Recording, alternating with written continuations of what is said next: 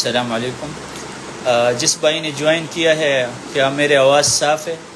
وہ کامنٹ میں لکھ کے۔ وعلیکم السلام۔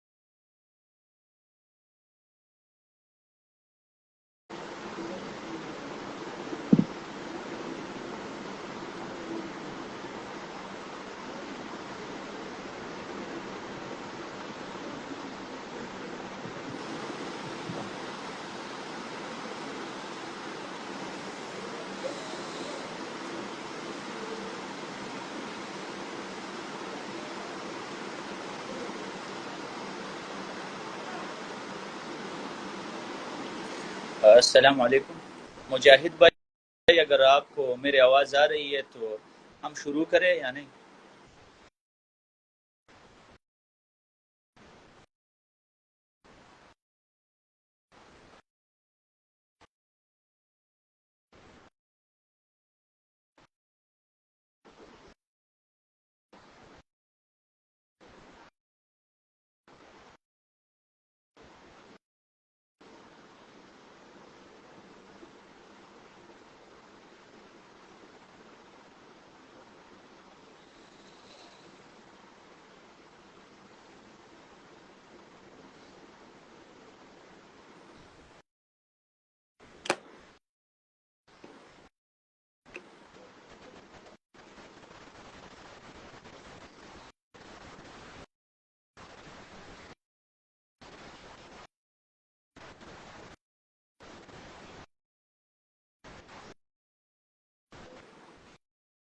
بسم اللہ الرحمن الرحیم۔ الحمد للہ وکفا وسلام علی عباده الذین اصطفى، اما بعد فاعوذ باللہ من الشیطان الرجیم۔ بسم اللہ الرحمن الرحیم۔ رب اشرح لی صدری ویسر لی امری واحلل عقدۃ من لسانی یفقهوا قولی۔ آپ سب جانتے ہیں کہ رسول اللہ صلی اللہ علیہ وسلم کے حدیث ہے، ان اللہ یبعث لهذه الامة على رأس كل 100 سنة من يجدد لها دینها۔ اللہ تعالیٰ ہر 100 سال بعد اس امت کے لیے ایک مجدد مبعوث کرتا ہے۔ جس طریقے سے اللہ تعالیٰ انبیاء کو مبعوث کرتا تھا، لیکن پھر ظاہر نبوت کا زمانہ ختم ہوا، رسالت کا زمانہ رسول اللہ صلی اللہ علیہ وسلم پر اینڈ ہوا ہے، ان کے بعد کوئی بھی نبی اور رسول نہیں آ سکتا، لیکن کچھ ایسے علماء آ سکتے ہیں جو اس امت کی دینی امور کی تبلیغ کرے امت کو۔ ایسے علماء آئے ہیں، اور ہمیشہ جس طرح امت میں علماء سو بھی موجود ہوتے ہیں جو کہ بدعات کی طرف اور جہنم کی طرف لوگوں کو انوائٹ کرتے ہیں، تو اسی طریقے سے اللہ تعالیٰ ایسے علماء پیدا کرتے ہیں جو کہ صحیح دین کی طرف لوگوں کو دعوت دیتے ہیں، اور جو بدعات اور خرافات لوگوں نے دین میں داخل کیے ہیں اس کی صفائی کرتے ہیں۔ اس صفائی کے لیے اللہ نے بخاری جیسے علماء پیدا کیے، امام مسلم جیسے علماء پیدا کیے، اور جس عالم اور امام کے بارے میں آج ہم پڑھیں گے ان کے منہج کے بارے میں، وہ ہے امام ابن تیمیہ رحمہ اللہ۔ تو یہاں پر ابن تیمیہ کا منہج کیا تھا، ظاہر ہے ان کے حوالے سے ایک عالم نے کتاب لکھی ہے اور کہ ابن تیمیہ کی پوری سیرت ہے اس میں، اور ابن تیمیہ کی کتابوں کے بارے میں بھی علماء نے کتابیں لکھی، ہر کتاب میں ان کا کیا منہج تھا۔ آج ہم جو ابن تیمیہ کے منہج کے بارے میں پڑھیں گے وہ کسی خاص فیلڈ میں نہیں کہ ان کا ایک مثلا تفسیر میں کیا منہج ہے، یہ نہیں صرف، بلکہ ہم پڑھیں گے کہ قرآن کریم کی تفسیر میں فقہ، اصول فقہ، علم الکلام، عقائد، تصوف، منطق، فلسفہ، وما ذهب الیہ من الآراء الاجتماعی والسیاسیہ، سیاسی آراء اور اجتماعی آراء سب کے بارے میں ان کا کیا موقف تھا۔ نقول نرى قبل ذلك كله وما إليه أن نتكلم عن منهجه. تو یہ جو جتنے بھی جوانب ہے سارے جوانب میں ہم ابن تیمیہ رحمہ اللہ کے منہج کے بارے میں بات کریں گے. وذلك بأننا نرى بحق أن الباحثين من العلماء يجمعون على أنهم لا يعملون إلا للحق ولا يبحثون ولكنهم مع هذا يختلفون في نتائج بحوثهم. جو باحثین ہے ان کا مقصد ایک ہوتا ہے لیکن بحث کے نتیجہ کے حوالے سے ان کا اختلاف حتیٰ فی العلم الواحد اور فی المسألة الواحدہ، حتیٰ کہ علم کی کسی ایک مسئلہ کے بارے میں ان کا اختلاف ہوتا ہے کیونکہ ان کا جو مناہج ہے وہ مختلف ہوتے ہیں. ہم جاننے کی کوشش کریں گے کہ ابن تیمیہ کا کیا منہج تھا. بیان منہج ابن تیمیہ ضرورت اذن لا بد منها، تو اس لیے ضروری ہے کہ ہم ابن تیمیہ کے منہج کو پہچانیں. فقد آمن ایمانا راسخا لا يزول والتزمه في كل ما كتب. ابن تیمیہ نے یہ والا منہج اپنے تمام کتابوں میں اختیار کیا تھا. وصدر عنه في كل رأي ذهب إليه، اور یہ والا جو منہج ہے ابن تیمیہ کا تمام آراء میں نظر آتا ہے. ونحن نتعرض له في هذه الكلمات. سب سے پہلا نقطہ ابن تیمیہ کے منہج کے بارے میں یہ ہے الاعتماد على الكتاب والسنہ، کہ قرآن اور حدیث پر اعتماد کرنا. وہ ہر فتویٰ میں ہر قول میں قرآن اور حدیث پر اعتماد کرتا تھا. انه يعتمد على كتاب الله وما صح عنده من احاديث الرسول. قرآن کریم کے آیات پر اعتماد کرتا تھا اور جو صحیح حدیث ہے ابن تیمیہ کی نزدیک جو احادیث صحیح ثابت ہے اس پر اعتماد. ثم على آراء الصحابہ، پھر اگر کسی مسئلہ میں قرآن مجید کے آیات نہیں ہے اور احادیث صراحت کے ساتھ موجود نہیں ہے تو وہ صحابہ کے آثار پر وہ اعتماد کا. على انه قد يحتج باقوال التابعین، کبھی تابعین کے اقوال سے بھی استدلال کرنا. مستأنسا بها وبخاصة في الجدل، خاصتا مناظرہ اور جدل میں تابعین کے اقوال پر بھی اعتماد کرنا ابن تیمیہ کا منہج ہے. وذلك بأن قرآن مجید شریعت پر مشتمل فی فروع و احکامہ، اللہ نے ہمیں حکم دیا ہے کہ قرآن مجید کو ہم فالو کریں.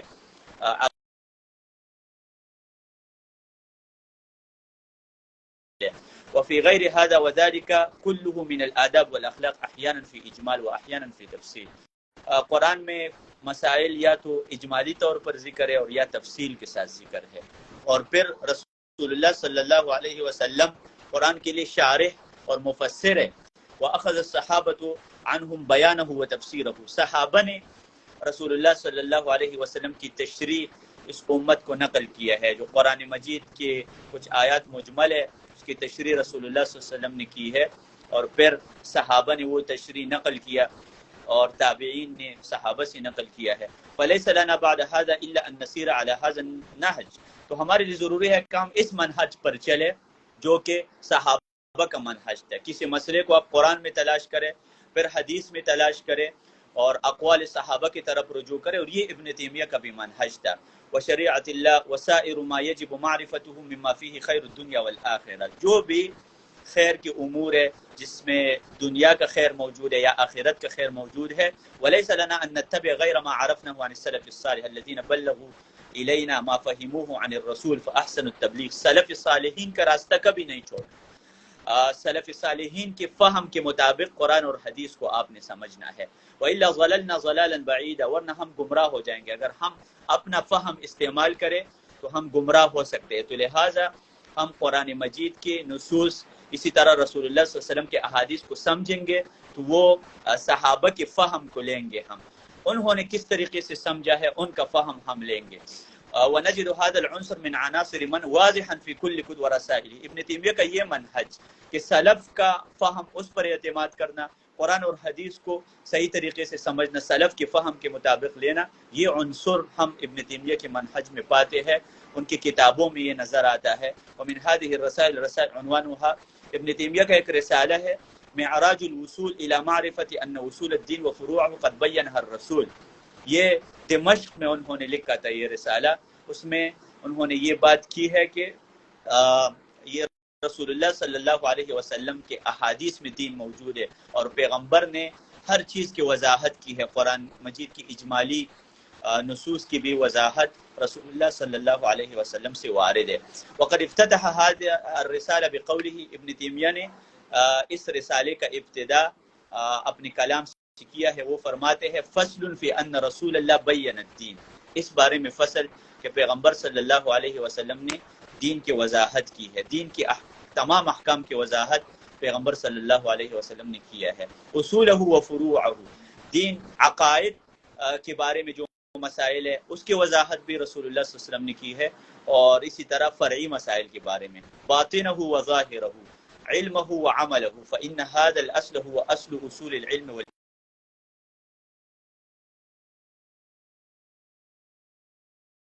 پیغمبر نے ہر چیز کی وضاحت کی، حتیٰ کہ صحابہ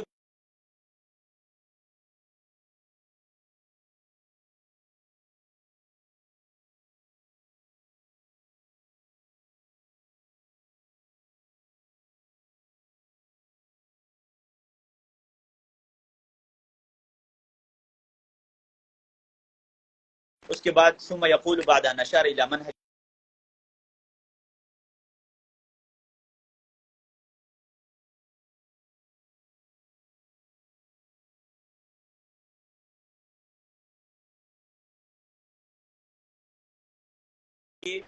جو پیغمبر تھے وہ صرف حق بات کرتے تھے، وانہم بینوہ مع علمہم بانہم اعلم الخلق بالحق، اور پیغمبر تمام مخلوقات میں حق کے بارے میں زیادہ جانتے تھے، ان سے زیادہ کوئی نہیں جانتا۔ اگر کوئی شخص یہ دعویٰ کرتے ہے کہ رسول اللہ صلی اللہ علیہ وسلم نے یہ بات نہیں سمجھی ہے اور میں سمجھ رہا ہوں، یا صحابہ نے یہ بات نہیں سمجھی ہے میں سمجھ رہا ہوں، تو وہ غلط راستے پر ہے۔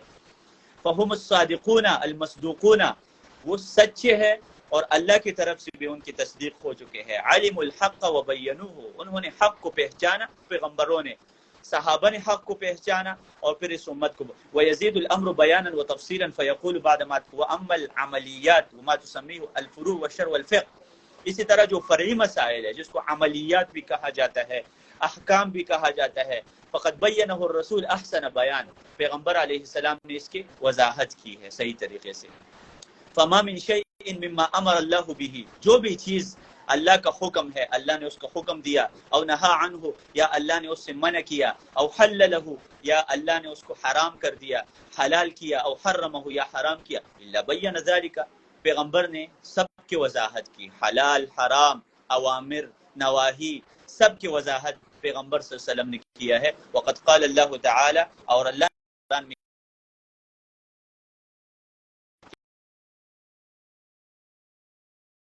علیک الکتابۃ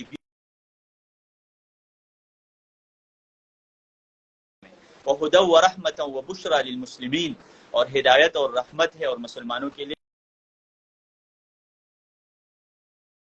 من شیء فحکمہ الی اللہ، جس چیز میں بھی آپ کا اختلاف ہے اللہ کی طرف رجوع کرو۔ ذالکم اللہ ربی علیہ توکلت والیہ انیب، یہ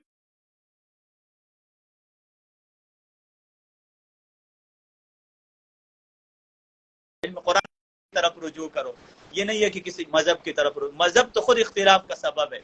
فإن تنازعتم فی شیء فردوا،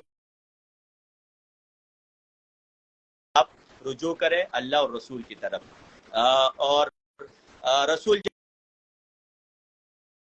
جب ابھی زندہ نہ رہا تو ہم ان کے سنت کی طرف ہم رجوع کریں گے۔ ولا يخالف الشیخ فی ان الاجماع، اور ابن تیمیہ رحمہ اللہ اس میں کوئی اختلاف نہیں کرتا کہ اجماع اور قیاس اصول فقہ کی مباحث میں سے، ولکنہ یردہما الی کتاب اللہ و سنت رسول اللہ، لیکن وہ قیاس کا رجع بھی قرآن اور حدیث کی طرف کرتے ہیں، اجماع بھی اس اجماع کو ہم مانتے ہیں جو قرآن اور حدیث سے مستنبت اجماع ہو، مستند ہو۔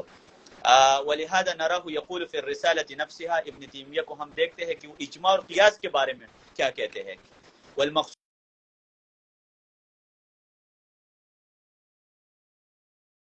ابن رسول اللہ صلی اللہ علیہ وسلم نے تمام دین بیان کیے ہیں۔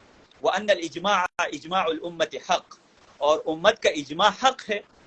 فانها لا تجتمع على ضلالہ، کیونکہ امت کسی گمراہی پر اکٹھا نہیں ہو سکتا، جس چیز پر امت اجماع کرے وہ حق ہے، اجماع حجت ہے۔ وکذلک القیاس الصحیح، صحیح قیاس بھی درست ہے۔ حق یوافق الکتاب والسنہ، جو قیاس قرآن مجید اور رسول اللہ صلی اللہ علیہ وسلم کے احادیث کے موافق ہو وہ بھی درست ہے، کوئی مسئلہ نہیں ہے۔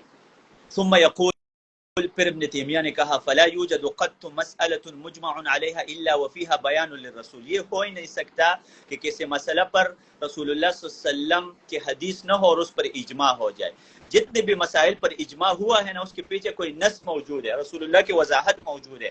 علماء اپنی طرف سے تو اجماع نہیں کرتے، مثال کے طور پر 5 نمازیں فرض ہے، اس پر اجماع ہے کہ احادیث موجود ہے رسول اللہ صلی اللہ علیہ وسلم کی، ولیکن قد یخفى ذلك على بعض الناس، البتہ وہ بیان جو رسول اللہ کی طرف سے ہے، جو وضاحت یا نصوص پیغمبر کی طرف سے ہے، وہ کبھی کسی آدمی پر مخفی رہ سکتے ہیں، یعنی آپ کو حدیث نہیں پہنچی ہے تو آپ کا مسئلہ ہے پھر وَيُعْلَمُ الْإِجْمَاعُ فَيُسْتَدَلُّ بِهِ وَقَدْ اسْتَقْرَيْنَا فَوَجَدْنَاهَا كُلَّهَا مَنْسُوسًا، میں نے جتنے بھی اجماعات دیکھے ہیں سب منسوس ہے، یعنی کسی بھی اجماع کے پیچھے قرآن کی آیات ہوتی ہے یا رسول اللہ صلی اللہ علیہ وسلم کی حدیث ہوتی ہے، اس کے بغیر تو نہیں ہے۔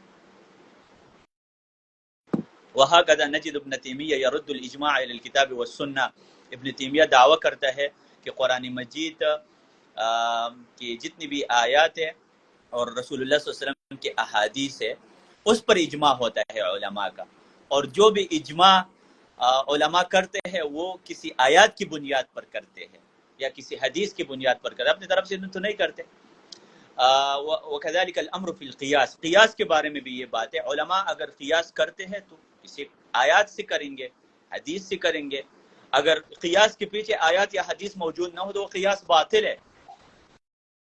اذ یذکر کما عرفنا ان القیاس الصحیح هو ما وافق الکتاب والسنہ، ابن تیمیہ کہتے ہیں کہ صحیح قیاس وہ ہے جو قرآن اور حدیث کا موافق ہو، اگر اس کا مخالف ہو تو وہ قیاس تو ہم نہیں مانتے، اس کو ہم تسلیم نہیں کرتے۔ تو اس کے بعد ویشیر بعد ذلك الى ان بعض الفقهاء قد لا يعرفون النص فيجتهدون بالرأي، بعض فقہا کو آیات یا حدیث نہیں پہنچتی ہے، وہ اپنے رائے سے اجتہاد کرتے، وہ القیاس، اسی کو قیاس کہا جاتا ہے۔ ولیکن ما اداهم الیہ اجتہاد بالرأی موجود فی کتاب اللہ و سنت رسول اللہ، لیکن جس مسئلے میں علماء قیاس کرتے ہیں وہ موجود ہوتے ہیں، وہ مسئلہ قرآن حدیث میں موجود ہوتا ہے لیکن صراحت کے ساتھ نہیں۔ مثال کے طور پر بینس نہیں، نسوار حرام ہے یا نہیں، سگریٹ یہ تو قرآن حدیث میں نہیں ہے، جاز میں نماز ہو سکتی ہے یا نہیں، اس میں علماء قیاس کرتے ہیں، اپنے اجتہاد کرتے ہیں، کیونکہ قرآن مجید میں یہ مسائل صراحت کے ساتھ موجود۔ اس کے بعد ہم دیکھتے ہیں کہ وفی غیر الفقہ واصولہ نجدہ یسیر علی نفس المنہج، اسی طرح باقی مسائل میں بھی ابن تیمیہ اسی منہج پر چلتا ہے کہ قرآن کی طرف رجوع کرو، حدیث کی طرف کرو، قیاس کو بھی تسلیم کر سکتے ہیں آپ، اجماع کو بھی حجت مان لے، لیکن اجماع اور قیاس قرآن حدیث کے بغیر ممکن نہیں ہے۔ ففی اصول الدین و علم العقائد نراہ، اسی طرح عقیدے کی کتابیں جو ابن تیمیہ نے لکھی، العقیدۃ الواسطیہ، فتوی الحمویہ، یا جو ان کی اور کتابیں ہیں عقیدے کے حوالے سے جس میں جہمیہ کے اوپر رد ہے، یا ابن قیم کی کتابیں ہیں الصواعق المرسلہ جہمیہ کے خلاف، یا اجتماع الجیوش الاسلامیہ ابن القیم کی کتاب، سب عقیدے کی کتابوں میں بھی ابن تیمیہ یہ منہج اختیار کرتے ہیں کہ ہم قرآن کی طرف رجوع کریں گے، حدیث کی طرف کریں گے، اجماع کی طرف کریں گے، قیاس، یہ ساری چیزیں 4 اصول ہے ہمارا، قرآن، حدیث اور اجماع اور قیاس، ہم 4 ہمارے اصول ہیں۔ یہ جو کہتے ہیں اہل حدیث کی 2 اصول اطیعوا اللہ و اطیعوا الرسول، یہ بات ٹھیک ہے لیکن اجماع بھی حجت ہے اور قیاس بھی، ہم تو قیاس کے منکر نہیں ہے لیکن قیاس صحیح ہونا چاہیے۔ تو ابن تیمیہ نے صرف فقہ میں یہ منہج نہیں اپنایا ہے کہ 4 اصول پر اعتماد کرنا، بلکہ ان کا یہ منہج عقیدے کے مسائل میں بھی ہے۔ تو کہتے ہیں وَكَذَلِكَ فِي رَدِّهِ عَلَى الْفَلَاسِفَةِ، فلاسفہ پر جب ابن تیمیہ رد کرتا ہے مما یحکمون عقولهم فی العقائد الدینیہ، فلاسفہ اور متکلمین کیا کرتے ہیں؟ اپنے عقل کو حاکم بناتے ہیں عقائد میں، کہتے ہیں عقل سب کچھ کرتا ہے، قرآن حدیث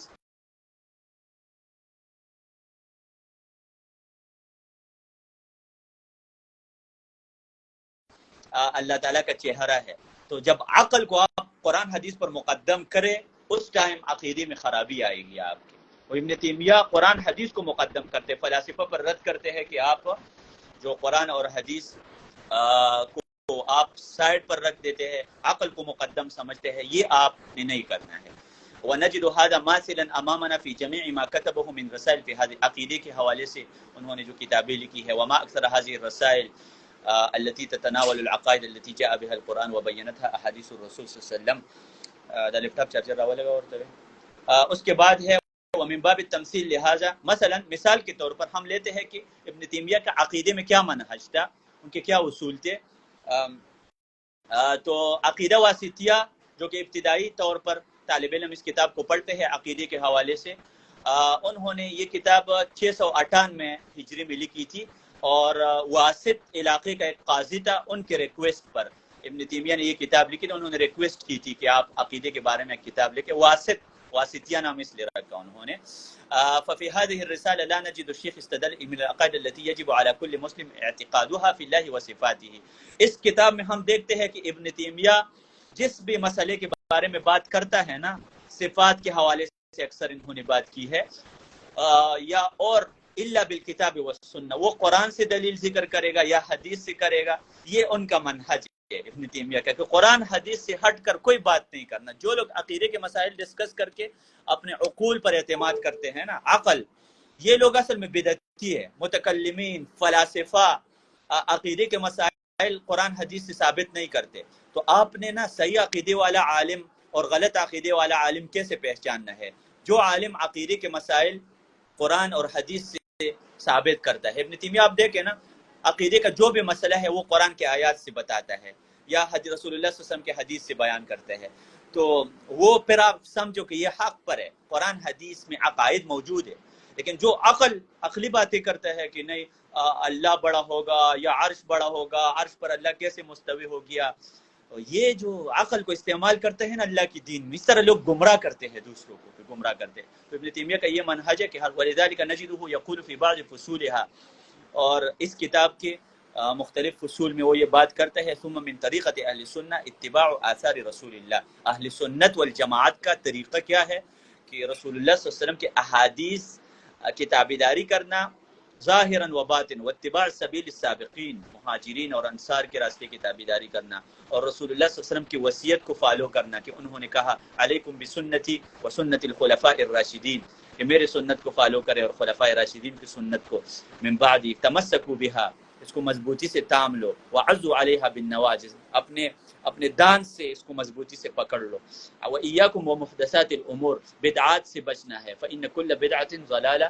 کیونکہ ہر بدعت گمراہی ہے۔ اور اسی طرح وفی رسالۃ اخری کتبها اجابۃ عن استفتاء ورد الیہ، ابن تیمیہ نے ایک اور کتاب لکھی تھی چھوٹی سی، ایک سوال ان کو آیا تھا، بشان ما یجب علی المسلم الایمان من صفات اللہ، نراہ یقول بعد ان ذکر بعض ما جاء فی القرآن من الصفات، یعنی ابن تیمیہ نے کچھ صفات کا تذکرہ کیا کہ اللہ کی یہ صفات قرآن حدیث میں موجود ہے۔ اس کے بعد وہ کیا لکھتا ہے، کہتے ہیں اذا تبین ھذا، جب یہ بات واضح ہو گئی، ان ما جاء به الرسول هو الحق، کہ پیغمبر صلی اللہ علیہ وسلم کے تمام باتیں حق ہے، الذي يدل عليه المعقول، اور عقل بھی رسول اللہ علیہ السلام کے احادیث کا مخالف نہیں ہے، وان اولى الناس بالحق اتبعهم له واعظمهم له موافقه، اور سب سے بہترین شخص حق کا قریب وہ ہے جو رسول اللہ کو فالو کرتا ہے، اور وہم سلف الامه وائمتها، اور وہ کون لوگ ہیں؟ اس امت کے سلف صالحین ہے، الذین اثبتوا ما دل علیہ الکتاب والسنہ، جو قرآن اور حدیث میں اللہ کے جس صفات ثابت ہے وہ مانتے ہیں۔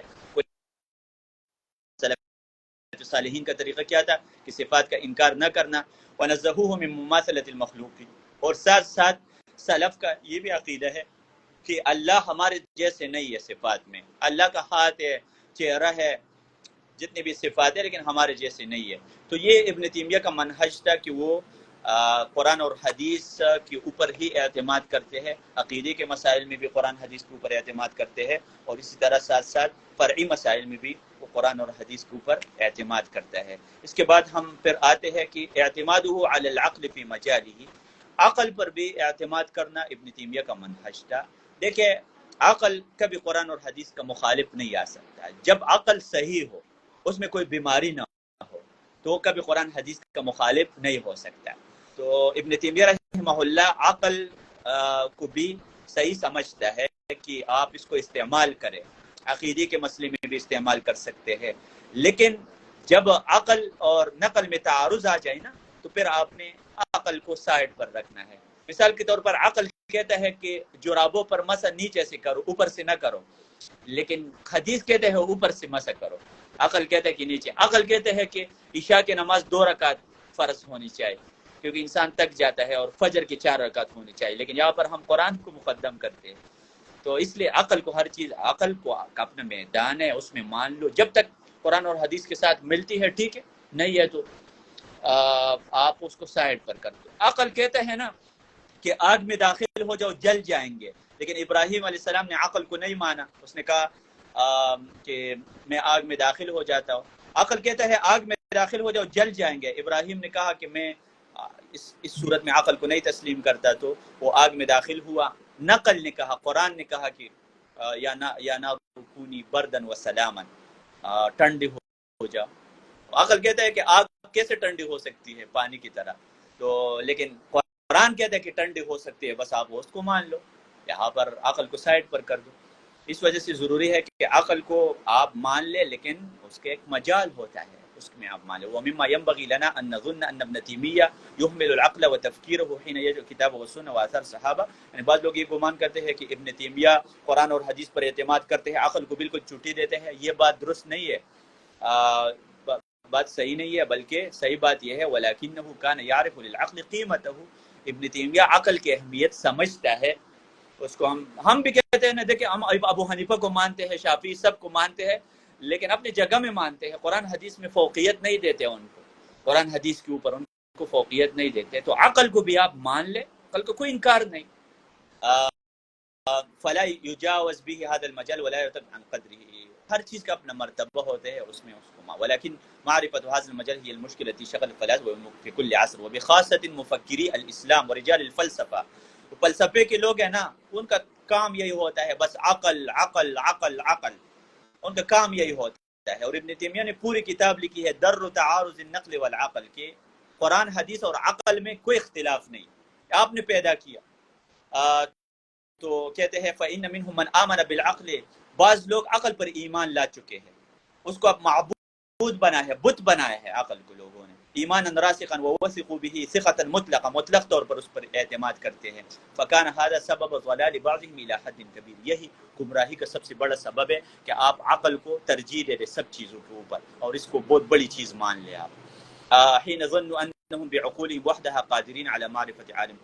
بعض لوگ نے یہ گمان کیا ہے کہ ہم اللہ تک صرف عقل کے ذریعے پہنچ سکتے ہیں، کسی رسول کی ضرورت نہیں ہے، قرآن کی ضرورت نہیں ہے، حدیث کی نہیں ہے، بس ہم عقل کے ذریعے پہنچ سکتے ہیں، اللہ تک پہنچ سکتے ہیں ہم. لیکن یہ بات درست نہیں ہے. عقل اور نقل دونوں کو ملا کر آپ پہنچ سکتے ہیں. ان القرآن دعا حقا الى وجوب ما خلق اللہ. قرآن نے انوائٹ کیا ہے، ہمیں دعوت دی ہے کہ آپ عقل کو چلا سکتے ہیں بعض چیزوں میں. وَإِلَىٰ إِعْمَالِ الْعَقْلِ فِيهَا، اللہ نے کہا کہ اپنے عقل کو استعمال کرو، لیکن کسی حد تک استعمال کرو آپ. وَذَلِكَ لِيَصِلَ الْإِنسَانِ إِلَى الْإِيمَانِ بِإِلَٰهٍ وَاحِدٍ، تاکہ انسان اللہ سبحانہ وتعالی پر ایمان تک پہنچ جائے. لذلك نجد آیات کثیرہ، قرآن میں بہت سارے اس طرح آیات ہے تختم بهذه الجمل، کہ اس کا اینڈ کس پر ہوتا ہے؟ لعلکم تعقلون، عقل استعمال کرو. لعلکم تذکرون، سوچو. لعلکم تہتدون، لقوم یتفکرون. تو سوچنا یہ کوئی حرام نہیں ہے، عقل استعمال کرنا حرام نہیں ہے، لیکن کسی حد تک آپ اس کو ابن تیمیہ کا یہ منہج ہے کہ وہ عقل کو جگہ دیتے ہیں، اس کو بالکل چھٹی نہیں دیتے، لیکن اس کا اپنا طریقہ ہوتا ہے. وَكُلُّ من تنبيه القرآن باشتمال على هذا من الآيات وأمثالها العقل إلى التفكير للوصول إلى الإيمان بالله الخالق العلي الحكيم. أن ظهر في البيئة كتب العقل لداود بن المجبر بن فهدم، وروى أصحاب هذه الكتب أحاديث عن رسول الله تشيد بالعقل إلى أكبر الحدود في كل شيء. ويذكر ابن تیمیہ نے یہ بات کی ہے حين سئل رأيه في هذا الحديث. ابن تیمیہ سے سوال پوچھا گیا کہ ایک حدیث ہے، سب سے پہلا اللہ نے عقل پیدا کیا. فقال له، اللہ نے عقل سے کہا اقبل، متوجہ ہو جاؤ، متوجہ ہوا. ثم قال له ادبر، پھر اللہ نے کہا کہ پشت کرو اپنا. فادبر، اس نے پشت کیا. فقال وعزتی ما خلقت خلقا اکرم علی منک، اللہ نے کہا میری قسم، میرے عزت کی قسم، آپ جیسے مخلوق میں نے نہیں پیدا کیا. ابن تیمیہ سے یہ سوال پوچھا گیا اس حدیث کے حوالے سے. تو پھر ابن تیمیہ فبک آخذ، عقل کے ذریعے میں مواخذہ کرتا ہوں، اللہ نے کہا. وبک اعطی، آپ کے ذریعے میں لوگوں کو دیتا ہو. وبک الثواب والعقاب، آپ کے ذریعے ثواب اور عقاب ہے. تو ابن تیمیہ رحمہ اللہ نے سے جب یہ اس حدیث کے بارے میں سوال پوچھا گیا تو قال هذا الحديث بالله قد رواه من صنف في فضل العقل، انہوں نے کہا کہ یہ حدیث داؤد ابن المجبر نے اپنی کتاب میں ذکر کی ہے. ثم يذكر رأيه في هذا فيقول واتفق، پھر ابن تیمیہ نے اپنا رائے یہاں پر ذکر کیا على انه ضعیف، کہ یہ منگڑت حدیث ہے، موضوع حدیث ہے، صحیح نہیں ہے. ثم ينقل عن الحفاظ، پھر انہوں نے محدثین کا قول ذکر کیا کہ ان الاحاديث المروی عن في العقل لا اصل، عقل کے بارے میں جتنے احادیث ہے اس کی فضیلت کے بارے میں کہ سب سے بڑی چیز عقل ہے، یہ درست نہیں ہے. اور یہاں پر وَمَهْمَا يَكُنْ مِنْ أَمْرٍ فَقَدْ كَانَ الْمُعْتَزِلَةُ أَوَّلَ مَنْ أَشَادُوا، معتزلہ سب سے پہلے وہ لوگ ہیں نا جنہوں نے عقل کو بہت بڑی چیز سمجھا اور اس کو باقی چیزوں پر ترجیح دی. یہ معتزلہ وغیرہ یہ سب سے یہی لوگ ہیں نا، کہتے ہیں کہ اللہ کا رؤیت ممکن نہیں ہے، قیامت کے روز ہم اللہ کو نہیں دیکھ سکتے ہیں. تو اصل میں نا یہ عقل کی وجہ سے، جب آپ عقل کو ترجیح دیں نا تمام چیزوں پر، پھر یہ ہوگا کہ آپ قرآن اور حدیث کا انکار کر سکتے ہیں. جی تو معتزلہ جو لوگ ہیں نا، ابھی قرآن میں ہے للذین احسنوا الحسنى وزیادہ، جو مومن ہیں ان کے لیے جنت بھی ہے اور جنت کے علاوہ وہ اللہ کو دیکھ سکیں گے قیامت کے روز. لیکن معتزلہ کہتے ہیں ہم قیامت کے روز اللہ کو نہیں دیکھ سکیں. حدیث میں ہے انکم ترون ربکم یوم القیامہ، تم اللہ کو دیکھ سکیں گے. معتزلہ کہتے ہیں ہم نہیں، کیونکہ یہ لوگ عقل کو ترجیح دیتے ہیں، اس کو سب کچھ سمجھتے ہیں. تو حتی یقول فی مدح احد قدام رجال هو بشر بن المعتمر من بغداد للہ در عقل. بعض معتزلہ نے اشعار پڑھی ہے عقل کے حوالے سے باقاعدہ کہ للہ در العقل من وسائف العسر والیسر، مصیبت کے ٹائم عقل کام آتا ہے ہمارا. تو ٹھیک ہے، قرآن اور حدیث میں عقل کے استعمال کی اجازت ہے، لیکن اتنی اجازت نہیں ہے کہ آپ اس کو مقدم کرو قرآن حدیث کے اوپر، اس کو اتنا چلاؤ کہ قرآن کو بھی رد کر دو، حدیث کو بھی رد کرو. تو ٹھیک ہے، عقل کا ایک اپنا مجال ہے. علی هذا النحو افتتن کثیر من المفکرین، بہت سارے مفکرین وہ گمراہ ہو گئے ہیں اسی وجہ سے کہ وہ عقل کو سب کچھ سمجھتے ہیں. وجاوزوا به قدره ومجاله، عقل کا اپنا میدان ہے، اس سے کراس نہ کر دے آپ. وعمدوا الى تاویل کثیر من نصوص القرآن، ابن تیمیہ کہتے ہیں کہ بہت سارے فلاسفہ اور متکلمین عقل کو ترجیح دے کر قرآن کریم کی صاف نصوص کے انکار کرتے ہیں، اور اسی وجہ سے جہمیہ بھی اس کو مقدم سمجھتے ہیں، اور قرآن اور حدیث کی آیات میں ان کو تعارض نظر آتے ہیں. وَإِذَا كَانَ الْإِمَامُ الْغَزَالِي قَدْ اضْطُرَّ لِلْخَفِّ مُشْكِلَةِ التَّأْوِيلِ وَكَانَ التَّأْوِيلُ مِنْ عَنَاصِرِ مَنْ فِي الْبَحْثِ. امام غزالی کو ہم دیکھیں نا، وہ بھی تعویل کے اوپر فوکس کرتے ہیں، یعنی کہ قرآن کے آیات کی تعویل کرنا اور صحیح جو درست معنی ہے وہ نہ لینا. مثال کے طور پر یہ لوگ کہتے ہیں ید کا مطلب قدرت ہے، عقل استعمال کر کے ہم اللہ کا ہاتھ نہیں مان سکتا، کیونکہ عقل کہتے ہیں کہ اللہ کے لیے اگر آپ ہاتھ مان لے تو پھر وہ تشبیہ نہ لازم آ جائے گا مخلوق کے ساتھ، اور اللہ تو مخلوق جیسے نہیں ہے. یہ عقل کو قرآن حدیث نے کہا کہ اللہ کا ہاتھ ہے، چہرہ ہے، سب کچھ ہے.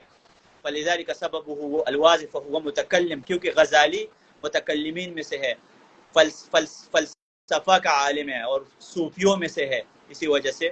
فهل كان الامر كذلك للامام ابن تیمیہ، تو کیا ابن تیمیہ رحمہ اللہ بھی تعویل کرتا تھا؟ ایسی بات نہیں ہے کہ ابن تیمیہ ٹھیک ہے منطق پڑھ چکا تھا، فلسفہ پڑھ چکا تھا، لیکن وہ اس طریقے سے قرآن اور حدیث کو رد نہیں کرتا تھا جس طریقے سے فلاسفہ رد کرتے ہیں. کہتے ہیں کہ وَإِنَّمَا هُوَ الَّذِي رَأَى ضُرُورِيًا أَن يَعْرِضَ لَهَا وَذَلِكَ حَتَّى يَدْفَعَ عَنِ النُّصُوصِ الْمُقَدَّسَةِ عَادِيَّةَ الْمُؤَوِّلِينَ الَّذِينَ أَسْرَفُوا فِي التَّأْوِيلِ، جن لوگوں نے تعویل میں حد سے تجاوز کیا ہے. إِنَّهُ يَرَى أَوَّلًا يُفَرِّقُ بَيْنَ فِي عُرْفِ السَّلَفِ وَبَيْنَ عِنْدِ الْمُتَكَلِّمِينَ. ابن تیمیہ کہتے ہیں کہ تعویل کا جو مطلب ہے نا، وہ سلف اس کا کوئی اور معنی لیتا تھا. قرآن مجید میں تعویل کا لفظ عمل کے معنی میں استعمال ہوا، انجام کے معنی میں، تفسیر کے معنی میں. هل ينظرون الا تاویلہ، انجام. وما يعلم تاویلہ الا اللہ، یہاں پر تفسیر کے معنی میں کہ قرآن کا تفسیر اللہ کو. تو جو سلف صالحین تھے، صحابہ وغیرہ، وہ تعویل کا لفظ تفسیر کے معنی میں استعمال کرتے تھے، اور جو فلاسفہ ہے اور متکلمین ہیں وہ تعویل کا لفظ کس معنی میں استعمال کرتے ہیں کہ کسی لفظ کا حقیقی معنی نہ کرنا اور دوسرا کوئی معنی کرنا. جیسے ید بمعنی چاہیے نا کہ اللہ کا ید ہے، ہاتھ ہے، تو ہم کہیں گے کہ اللہ کی قدرت ہے اور نعمت ہے، نہ کہ ہاتھ ہے. اس کو کہتے ہیں تعویل. اردو میں کہتے ہیں نا تعویل نہ کرو، آپ اپنے طرف سے تعویل پیش نہ کرو. تو یہ مطلب ہے کہ ابن تیمیہ نے کہا کہ تعویل میں فرق ہے. سلف تعویل کا لفظ کسی معنی میں استعمال کرتے تھے اور جو باقی ہے وہ کسی اور معنی میں استعمال کرتے تھے. جی ہاں. اس کے بعد ہے فالتاویل عند رجال السلف والتفسیر. سلف کے نزدیک تعویل کا مطلب تفسیر ہے، اور جو بعد کے لوگ آئے ہیں وہ تعویل کا لفظ غلط استعمال کرتے ہیں، کسی اور معنی کے لیے استعمال کرتے ہیں. تو اسی وجہ سے اس میں اصطلاح میں بھی فرق ہے. بہرحال ہم نے یہ منہج پڑھا کہ ابن تیمیہ سمجھتا ہے کہ عقل اور نقل میں کوئی تعارض نہیں ہے، عقل کا اپنا میدان ہے، لیکن اس کو آپ مقدم نہ کریں قرآن اور حدیث کے اوپر. اور عقل کے بارے میں جو حدیث ہے کہ سب سے پہلے اللہ نے عقل پیدا کی اور پھر ان سے کہا کہ سب کچھ آپ ہی کرتے ہیں، تو وہ ضعیف ہے، صحیح حدیث نہیں ہے. اور معتزلہ نے عقل کو نقل کے اوپر مقدم سمجھا ہے. یہ سارے ابن تیمیہ کا منہج ہم نے دیکھا کہ قرآن حدیث پر اعتماد کرتا ہے، ساتھ عقل پر بھی اعتماد کرتے ہیں، قیاس کو بھی مانتا ہے. اس کے بعد ہم آتے ہیں ابن تیمیہ کے منہج کے ایک اور پوائنٹ کی طرف، وہ ہے عدم التعصب والجمود. ابن تیمیہ متعصب انسان نہ تھے. تعصب کیا ہوتا ہے؟ کسی مذہب کے لیے تعصب کرنا، قرآن حدیث کو چھوڑنا. اس کی وجہ سے ہمارا امام کا یہ قول ہے. یہ لوگوں نے ابن تیمیہ کو بدنام کیا کہ وہ حنبلی ہے، تو اگر وہ حنبلی ہے بھی وہ متعصب نہیں ہے. یہ نہیں ہے کہ امام احمد کی مذہب کی وجہ سے قرآن حدیث کو رد کر دینا. اگر کوئی کلام امام احمد کے مذہب کے مخالف بھی آ جائے نا تو وہ ابن تیمیہ قرآن حدیث پر عمل کرتا تھا. لم يكن الشيخ ابن تیمیہ بالرجل الذي يتبع غير في رأي له بغير بين او دلیل. ابن تیمیہ کبھی بھی بغیر دلیل کی کسی پر اعتماد نہیں کرتا تھا، کسی مذہب. اگر کہ یہ بعد میں آیا ہے 700 ہجری میں، 4 مذاہب موجود تھے اس ٹائم، اور ابن تیمیہ نے حنبلی مذہب پڑھا ہے. ان کے جو دادا ہے مجد الدین وہ حنبلی مذہب پر تھا، اور ان کا جو والد ہے عبد الحلیم وہ بھی حنبلی مذہب، ایک مدرسہ تھا ان کا بغداد میں، اس میں حنبلی مذہب پڑھایا جاتا تھا، اور انہوں نے صحیح اسٹڈی کیا. حافظ تھا ابن تیمیہ حنبلی مذہب کا، لیکن ساتھ ان کو احناف کا بھی پتہ تھا. احناف پر رد کرتا ہے. مثلا یہ جو گائے کا جو پیشاب ہے کیا پاک ہے یا نہیں؟ ہم کہتے ہیں پاک ہے. ابن تیمیہ بھی کہتے ہیں گائے کا پیشاب پاک ہے، بھینس کا پیشاب پاک ہے. پاک کا یہ مطلب نہیں کہ آپ پیو، مطلب کپڑوں پر گر جائے تو نماز ہو جاتی ہے. تو ابن تیمیہ نے اس مسئلے کو ڈسکس کیا، احناف پر رد کیا کہ تم کہتے کہ ناپاک ہے. بخاری میں حدیث ہے کہ رسول اللہ صلی اللہ علیہ وسلم نے عرنیین کو کہا تھا کہ آپ پیشاب پی سکتے ہیں، جب ان کو بخار لگی تھی نا، کہ آپ اونٹ کی پیشاب پی سکتے ہیں.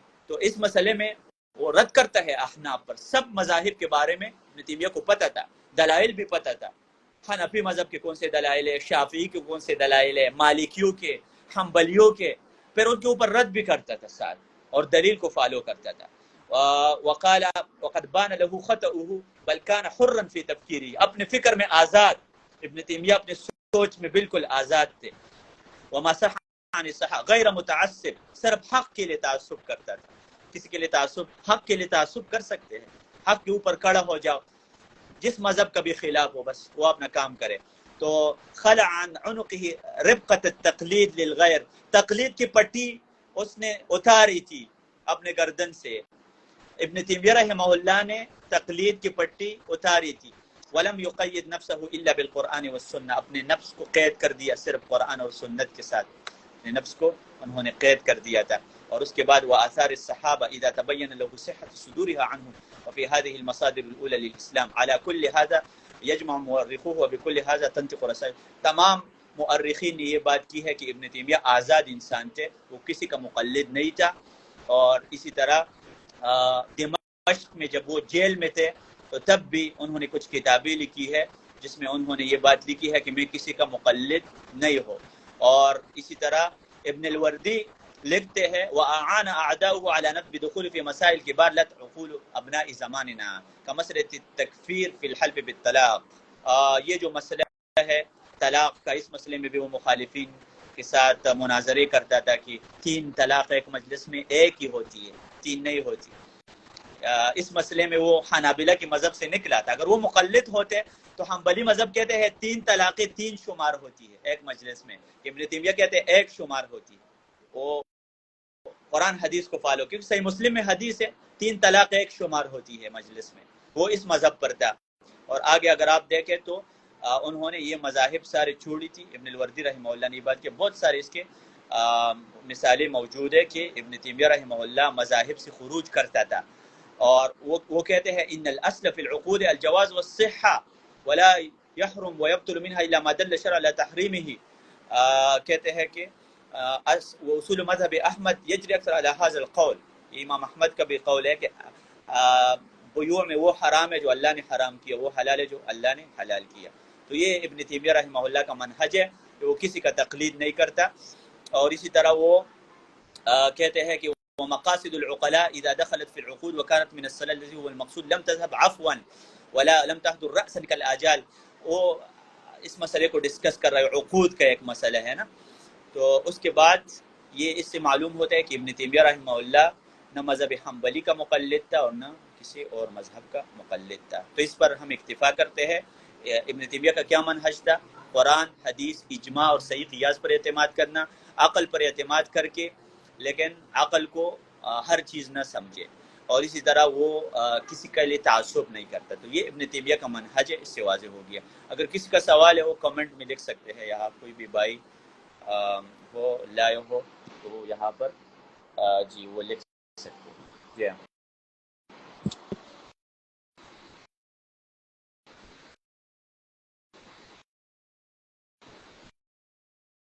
جی یہ یوٹیوب پر ایک بھائی نے سوال پوچھا ہے کہ ابن تیمیہ رحمہ اللہ نے معاویہ کو باغی قرار دیا تھا. یہ تو کچھ لوگ بھی کہتے ہیں نا کہ عمار کو رسول اللہ صلی اللہ علیہ وسلم نے کہا تھا تقتلک الفئۃ الباغیہ، کہ باقی جماعت آپ کو قتل کرے گا، اور عمار کو معاویہ کی جماعت نے قتل کیا تھا. تو اس وجہ سے پیغمبر صلی اللہ علیہ وسلم نے بھی معاویہ کی جماعت کو باغی کہا ہے. دیکھیں پہلی بات یہ ہے کہ ابن تیمیہ نے یہ بات کہاں پر لکھی ہے کہ وہ معاویہ باغی ہے. اگر انہوں نے یہ بات لکھی بھی ہے تو باغی کا مطلب کافر نہیں ہوتا. باغی کا مطلب ہوتا ہے کہ غلط راستے پر، یعنی ظاہر ہم مانتے معاویہ کو غلطی لگی تھی، علی حق پر تھے، ان کے خلاف خروج نہیں کرنا چاہیے تھا، لیکن صحابہ کو غلطی لگی. بس اتنی سی بات ہے کہ اگر باغی ہے بھی معاویہ رضی اللہ عنہ تو اس معنی میں ہے کہ معاویہ رضی اللہ عنہ سے غلطی ہوئی ہے. اور یہ بات محدثین مفسرین نے لکھی ہے کہ معاویہ کی جماعت اگر باغی ہے نا تو آپ ان کو کم از کم کافر نہ کہے. سورۃ حجرات میں اللہ کہتے ہیں وَإِن طَائِفَتَانِ مِنَ الْمُؤْمِنِينَ اقْتَتَلُوا فَإِن بَغَتْ إِحْدَاهُمَا. دونوں گروہ مومن ہیں، معاویہ کی جماعت بھی مومن ہے اور علی کی جماعت بھی مومن ہے، لیکن ایک دوسرے کے اوپر تجاوز کرتے ہیں، بغاوت کرتے ہیں، خروج کرتا ہے. تو معاویہ نے خروج کیا تھا علی کے خلاف، لیکن اللہ کہتے ہیں وَإِن طَائِفَتَانِ مِنَ الْمُؤْمِنِينَ، معاویہ بھی مومن ہے اور علی بھی مومن ہے، دونوں کو مومن کہا. تو آپ کو کیا اعتراض ہے؟ جو لوگ کہتے ہیں کہ معاویہ باغی ہے، ابن تیمیہ نے کہا کہ باغی، اللہ کہتے ہیں دونوں مومن ہیں، تو جنت کی ٹکٹ تو دونوں کو ملے ہے، پھر کیا مسئلہ؟ اس کے بعد یہ بھائی نے سوال پوچھا ہے آڈیو کی کوالٹی صحیح نہیں. یہ اصل میں نا میں لیپ ٹاپ سے میں نے یوٹیوب پر جوائن کیا، اس وجہ سے آواز شاید صاف نہ ہو، لیکن جو انسٹاگرام ہے یہ موبائل سے ہے، موبائل کی آواز میرے خیال میں صاف ہوگی. جی جی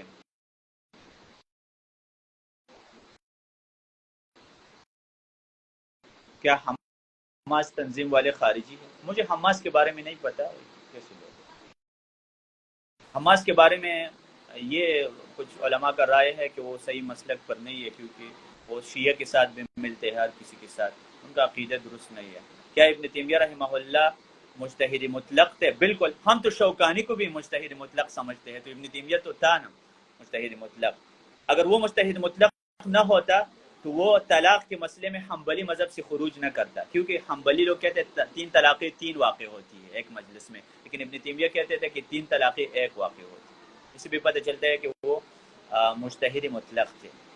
مجتہد مطلق کی کیا ڈیفینیشن ہے جن کو تمام علوم کا پتہ ہوتا ہے؟ تو ابن تیمیہ کس علم میں کمزور تھا؟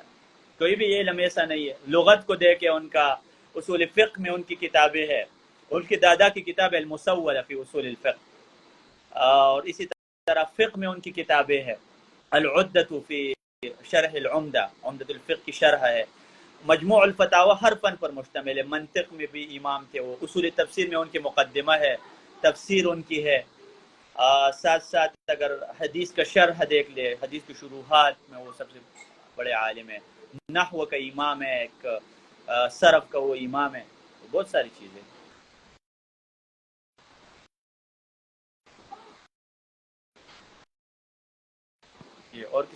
بھائی کا سوال ہو اخبات کے بارے میں تھوڑا اور بتائیں۔ اخبات یعنی اللہ تعالیٰ قرآن میں کہتے ہیں ان الذین آمنوا وعملوا الصالحات واخبتوا الی ربہم، جو لوگ مومن ہیں ایمان کے بعد عمل کرتے ہیں پھر اخبات کرتے ہیں۔ اخبات کا مطلب ہے اللہ کی طرف عاجزی کرنا، اپنے عمل پر ڈرنا کہ یہ اللہ ضائع نہ کرے، تو اس کو کہتے ہیں اخبات، یعنی ہر چیز میں اللہ کو نگران سمجھنا کہ وہ آپ کے اوپر نگران ہے، تو اس کو کہتے ہیں اخبات۔ بنو امیہ کی ممبر سے سب و شتم والے الزام کے اوپر بتا دے۔ بنو امیہ کی دفاع ہم نہیں کرتے، وہ ہمارے کوئی آبا اور اجداد نہیں ہے کہ ہم ان کی دفاع کریں، ہم قرآن و حدیث کو فالو کرتے ہیں۔ بنو امیہ نے جو اسلام کے ساتھ برا کیا ہم اس کو مانتے ہیں۔ ابن قیم نے زاد المعاد میں لکھا ہے یہ جو چھوٹی چھوٹی نمازیں ہم پڑھتے ہیں نا مختصر، یہ بھی بنو امیہ نے شروع کی ہے، نمازیں لمبی لمبی ہوتی تھی، تو انہوں نے اسلام کو نقصان پہنچایا ہے ہر جانب میں۔ یہ جو عید کا خطبہ ہے، نماز پہلے ہے خطبہ بعد میں ہے، لوگ خطبہ پہلے دیتے ہیں، یہ بنو امیہ کی سنت ہے۔ مروان نے یہ کام شروع کیا تھا، ابو سعید خدری نے ان کے اوپر رد کیا تھا۔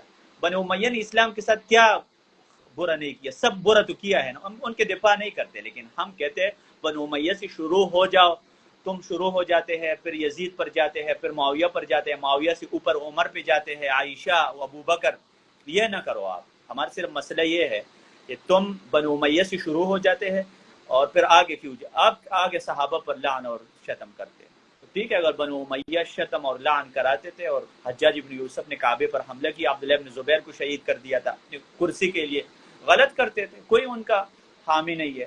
یزید نے بھی اگر اس طرح کیا ہے، اگر کہ وہ ثابت نہیں کہ یزید اس میں شامل تھا یا نہیں یزید کے بارے میں، لیکن یزید سے نیچے جو لوگ ہیں مروان اور عبد الملک ابن مروان اور فلان حجاج ابن یوسف، انہوں نے اسلام کے ساتھ کیا کیا خیانتی نہیں کی۔ ہم تو بنو امیہ کے مدافعین نہیں ہے بس۔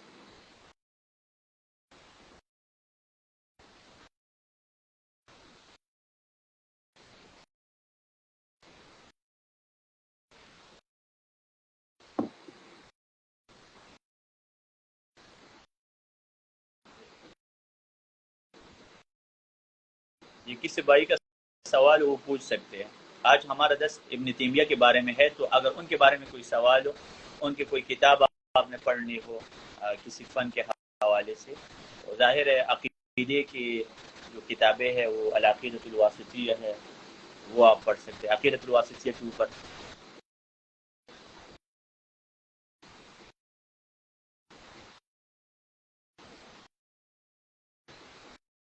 ابن تیمیہ سیٹ ابن عربی مشرک، ہاں ابن تیمیہ نے، ابن عربی کا شرک تو کھلا ہے، آپ ان کی کتاب پڑھے فصوص الحکم، اور اس کے اوپر محائمی کا شرح ہے۔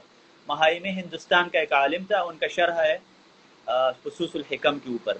تو ابن عربی یہ تو وحدت الوجود کا قائل تھا، ان کے کئی شرکی عقائد ہے، وحدت الوجود خود شرک ہے اللہ کے ساتھ۔ وحدت الوجود کیا ہے؟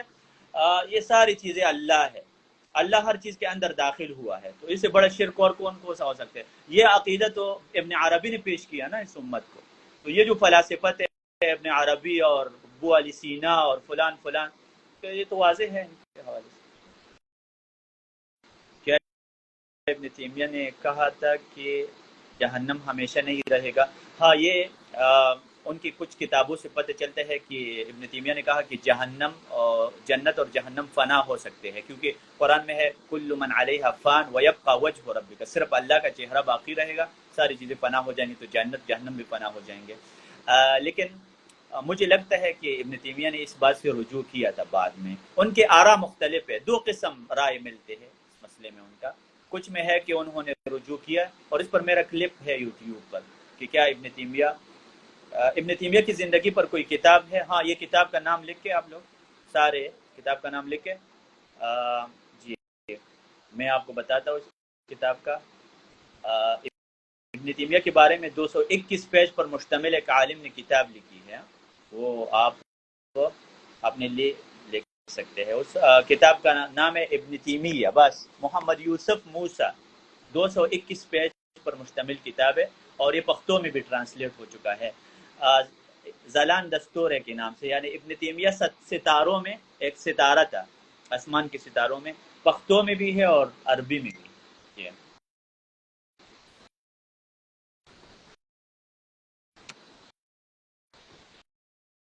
ٹھیک ہے جی۔ اور ابن تیمیہ کی زندگی کی. آج اس درس کا ریکارڈنگ یوٹیوب چینل پر موجود ہے میرے. وہاں پر آواز تو کلیئر نہیں ہے، یہاں پر بھی میرے خیال میں بھائی نے ریکارڈ کیا ہوگا، لیکن یوٹیوب جو میرا چینل ہے اس کو آپ کریں، وہاں پر وزٹ کریں تو یہ درس آپ کو مل جائے گا. یوٹیوب چینل لنک یہاں پر بھی بھیجے کوئی بھائی، یا میرا نام لکھ کے نا ادھر آ جائے گا، پورا نام لکھ کے یوٹیوب میں تو آ جائے گا، وہاں پر آپ اس کو درس کو دے سکتے ہیں.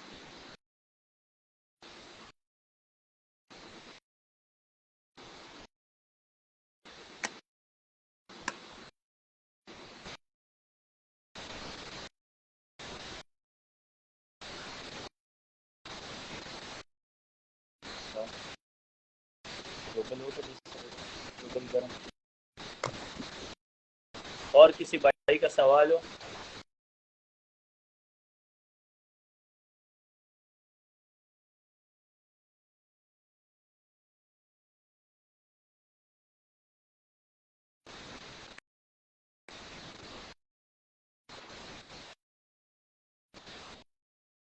آپ کا کون سا سوال ہے بھائی؟ کیا پورے مجموعہ ابن کی باقی کتابوں سے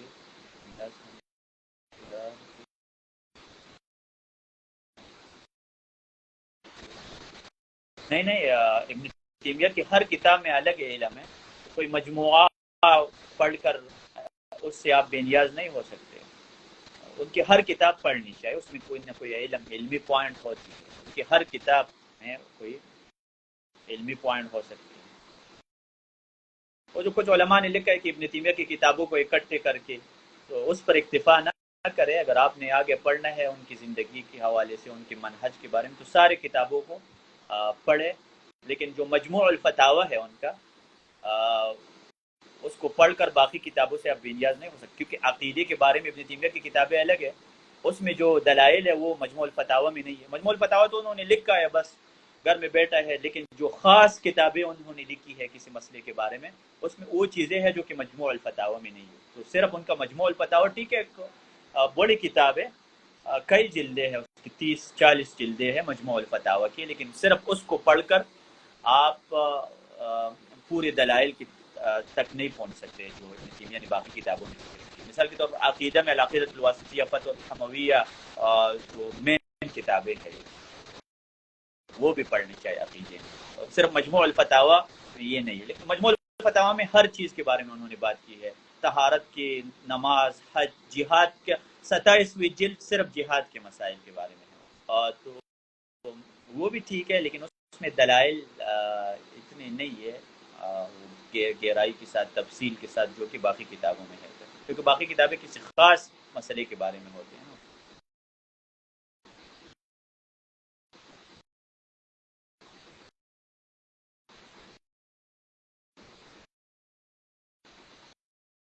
جی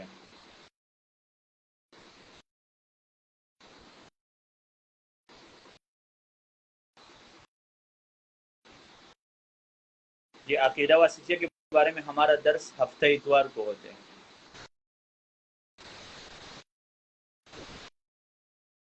عقیدہ واسطیہ پر خلیل حراس کا شرح ہے، اردو میں بھی موجود ہے اور عربی میں، اور ابن عثیمین کا شرح بھی ہے عقیدہ واسطیہ پر. جی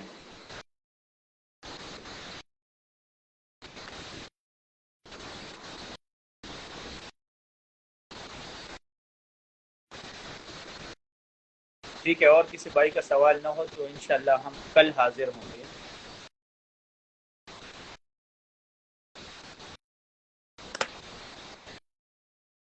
جی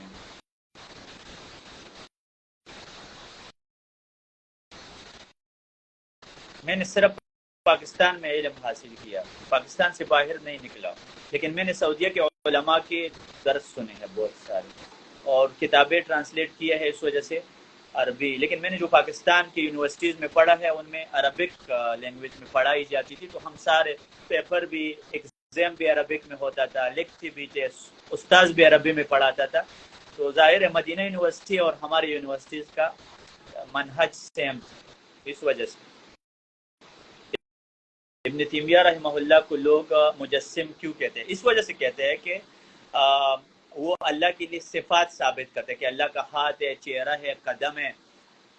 تو یہ جو بدعتی لوگ ہیں نا، جو بھی صفات ثابت کرتے ہیں اس کو کہتے ہیں اللہ کے لیے جسم ثابت کرتے ہیں۔ لیکن مجسمہ اور ہم میں فرق ہے۔ ہم کہتے ہیں اللہ کا ہاتھ ہمارے ہاتھ جیسے نہیں ہے، اور مجسمہ کہتے ہیں اللہ کا ہاتھ ہمارے ہاتھ جیسے۔ ابن تیمیہ کہتے ہیں کہ میں یہ نہیں کہتا کہ اللہ کا ہاتھ ہمارے ہاتھ جیسے ہے، تو کہاں سے مجسمہ ہوا؟ تو یہ جو تجسیم کا الزام ہے نا، یہ صرف ابن تیمیہ پر عائد نہیں ہوا ہے۔ مقاتل ابن سلیمان مبصر ہے، ان پر ابو حنیفہ نے یہ الزام عائد کیا تھا۔ ڈاکٹر عبید کی کتاب ہے تفاسیر آیات الاحکام و مناہجها، اس کے مقدمہ میں لکھا ہے کہ امام ابو حنیفہ نے مقاتل ابن سلیمان کے بارے میں کہا تھا جاءنا من خراسان خبیثان، خراسان سے دو خبیث لوگ آئے ہیں، مقاتل مجسم، ایک مقاتل ہے جو کہ مجسمہ ہے، حالانکہ امام مقاتل مجسمہ نہیں تھے، ویسے وہ یہ لوگ بدنام کرتے تھے۔ اصل میں یہ لوگ بدعتی ہیں نا، اللہ کی صفات نہیں مانتے، جو صفات مانتے ہیں اس کو کہتے ہیں مجسمہ ہے۔ جیسے آج کل اگر کوئی اہل بیت سے محبت کرتا ہے، کیسے کہتے ہیں یہ شیعہ ہے۔ امام شافعی نے کہا تھا نا اگر اہل بیت سے محبت رفض ہے تو میں رافضی ہوں۔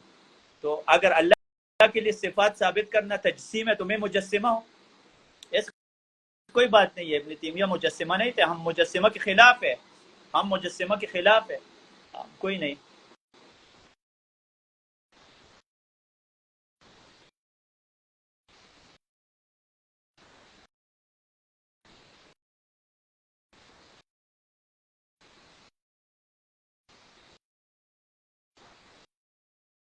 جی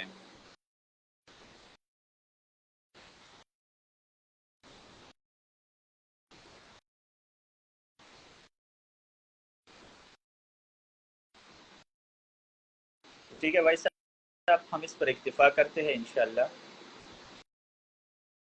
السلام علیکم۔